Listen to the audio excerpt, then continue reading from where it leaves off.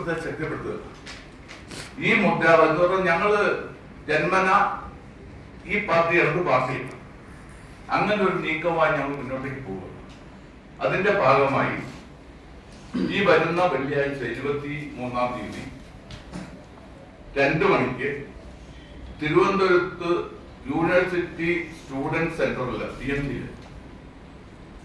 ഒരു രൂപീകരണ യോഗവും ഇതിന്റെ പ്രഖ്യാപന നിലപാടുകൾ ഞങ്ങൾ നിശ്ചയിച്ചു. അതിനുശേഷം സംസ്ഥാനത്തെ എല്ലാ ജില്ലകളിൽ നിന്നുള്ള പ്രവർത്തനങ്ങൾ പ്രാതിനിധ്യം മാത്രം, കാരണം എല്ലാവരെയും ഇപ്പം കൊണ്ടുപോകാൻ കഴിയില്ല, ഫണ്ട് മൗലിക കഴിയില്ല.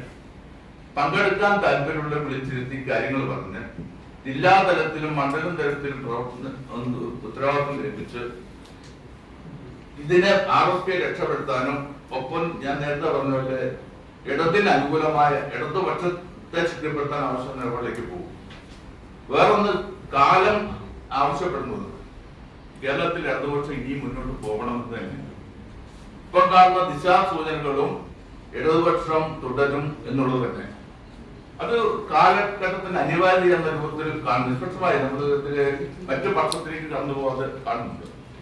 അപ്പൊ അങ്ങനെ വരുന്നൊരു സാഹചര്യം ഉണ്ടാവണമെന്ന് ഞങ്ങൾ ആഗ്രഹിക്കുന്നു.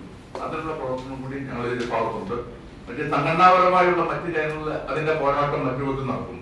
ഒരു കാര്യത്തിൽ ഉറപ്പുണ്ട്, ഇന്ത്യയിൽ ഇന്നിപ്പോ 15 സംസ്ഥാനങ്ങൾ RSP ഉണ്ട്. അതിൽ കേരള ഘടകം മാത്രമാണ് UDF-നൊപ്പം നിൽക്കുന്നത്. ബാക്കി 14 സംസ്ഥാന ഘടകങ്ങളും ഇന്ത്യയിൽ ലെഫ്റ്റ് പാർട്ടിക്ക് ഒപ്പമാണ് നിൽക്കുന്നത്, ഇടത് പാർട്ടികൾക്ക് ഒപ്പമാണ് നിൽക്കുന്നത്. അപ്പൊ എന്തായാലും വേറെ ഈ 2 വള്ളത്തിൽ നിൽക്കണ്ട എന്ന് പറയുന്നത് ഞങ്ങൾ 10 ദിവസം തുടർന്നതും പാർട്ടിക്കുള്ളിൽ ആശയം ഒരു കാര്യമാണ്. നിങ്ങൾ ചോദ്യം ചെയ്തത് എന്തുകൊണ്ട് 2014 താങ്കൾക്ക് ഈ നിലപാട് എടുത്തുകൂടായിരുന്നു ചോദിച്ചു. പക്ഷെ പാർട്ടി പ്രസ്ഥാനം നമുക്കറിയാം. ഇപ്പൊ നിങ്ങളുടെ പ്രൊഫഷനിൽ പോലും അഭിപ്രായത്തിൽ നമ്മൾ ചർച്ച ചെയ്ത് ഭൂരിപക്ഷം നിൽക്കുമ്പോൾ ഭൂരിപക്ഷത്തിനൊപ്പം നിൽക്കും. കാരണം അവിടെ വിളിച്ചെന്നുള്ള അർത്ഥത്തിലല്ല. അതുകൊണ്ടാണ് അത് തിരുത്താവുന്ന ശ്രമിച്ചപ്പോൾ തിരുത്താൻ വേണ്ടി കഴിഞ്ഞ വളരെ സങ്കടമുള്ള കാര്യത്തിൽ പിന്നെ ഇപ്പോൾ മുഖ്യ ഘട്ടത്തിൽ ഇതൊരു പ്രതികാരത്തിന്റെ രൂപത്തിലേക്ക് കാര്യങ്ങൾ വരുന്നു. ആ പ്രതികാരത്തിൽ എനിക്ക് യാതൊരു ഭയവുമില്ല. പാർട്ടിയെ ചുരുക്കി വ്യക്തികളിലേക്ക് കൊണ്ടുവരിക, മാത്രമല്ല അത് കൊല്ലം പാർട്ടിയായിട്ട് തന്നെ കൊണ്ടുപോവുക.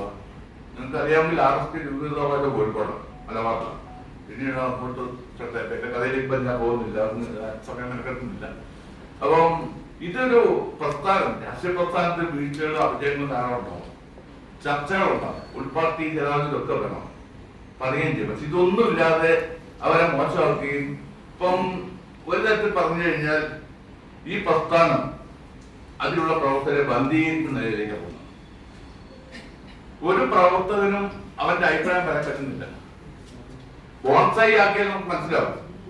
ഇതത് അതിനപ്പുറം ബന്ധീകരിച്ച് അപ്പുറത്തേക്ക് വരാൻ പാടില്ല എന്ന രൂപത്തിലാണുള്ളത്. വരുമ്പോൾ ഇനി ഞങ്ങൾക്കുള്ള മാത്രം നിൽക്കുന്നത്. ഇപ്പം പ്രേമേന്ദ്രൻ ഇതിലേക്ക് എത്തിയതിന്റെ കാരണം കൊല്ലം 2014-21 ഒരു അസംബ്ലി സീറ്റ് പോലും RSP ജയിക്കാൻ കഴിയില്ല. 24 വീണ്ടും അദ്ദേഹം MP ആയി. അവിടെ കോൺഗ്രസ് നേതൃത്വം ശക്തമായ നിലപാടുള്ള UDF ഒരു MLA പോലും ഇല്ലാത്ത കോൺസ്റ്റിറ്റ്യൂൻസി 2021 കൊടുക്കില്ല.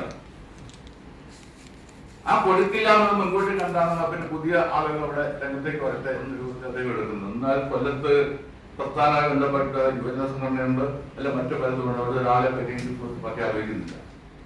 ഗൗരവതരമായി ഈ ചർച്ചയോട് വരുമ്പോൾ ചിലപ്പോൾ ഭാവിയിൽ എന്ത് സംഭവിക്കുന്ന പറയുന്നത് എന്തായാലും വളരെ അന്തരീക്ഷത്തിൽ മുഴങ്ങി നിൽക്കുന്നതും വ്യക്തമാക്കപ്പെട്ടതും കാർത്തിക് പ്രേമേന്ദ്രന്റെ അതിനെല്ലാവരും അറിയുകയും ചെയ്യുന്നുണ്ട്.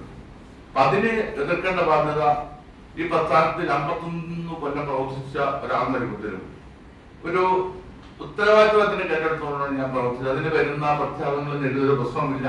മാത്രമല്ല നമുക്കൊരു ഉത്തരവാദിത്വമുണ്ട്, പൊതുവായി മുന്നോട്ട് പോകുന്ന എങ്ങനെ പ്രസ്ഥാനം മുന്നോട്ട് പോകുന്നുണ്ട് ആ നിലയിൽ തന്നെ മുന്നോട്ട് പോകും എന്ന് പറഞ്ഞുകൊണ്ട് ഞാൻ ആദ്യം തുടക്കത്തിൽ പറഞ്ഞതുപോലെ കണ്ണൂരിന്റെ രാഷ്ട്രീയവും കണ്ണൂരിന്റെ പത്രപ്രവർത്തനവും വേറിട്ട ശൈലിയാണ്. അപ്പൊ നിങ്ങളുടെ ഒരു പിന്തുണ സഹകരണം കൂടി ആകർഷിച്ചുകൊണ്ട് ഞാൻ പറഞ്ഞു സന്തോഷമാവില്ല. ബാക്കി